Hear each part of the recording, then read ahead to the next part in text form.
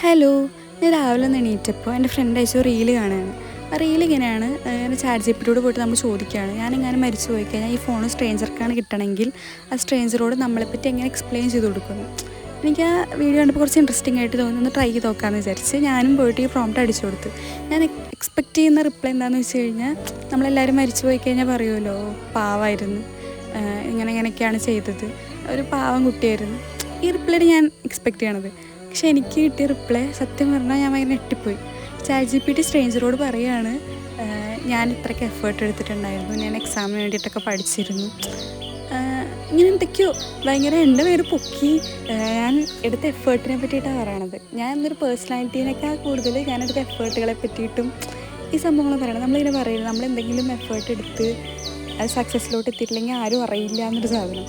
പിന്നെ fun fact എന്താ വെച്ചാൽ, ഈ സെയിം ഫ്രണ്ടിൻ്റെ അടുത്ത് ഞാൻ ഇന്നലെ ഇങ്ങനെ പറഞ്ഞുകൊണ്ടിരിക്കുകയായിരുന്നു, 2 വർഷമായിട്ട് ഞാൻ എന്താ ചെയ്തത്, ഞാൻ എവിടെ എത്തിയിട്ടില്ല എന്നുള്ളൊരു സെൽഫ് ഡൗട്ടും സങ്കടവും ഷോക്ക് അടിച്ചുകൊണ്ടിരിക്കുകയാണ് ഞാൻ ഇന്നലെ വരെ. എന്നിട്ട് പറഞ്ഞാൽ രാവിലെ മെസ്സേജ് കണ്ടപ്പോൾ എനിക്കൊരു മനസ്സ് സന്തോഷം ചെയ്തു എന്നുള്ളൊരു തോന്നൽ വന്നു.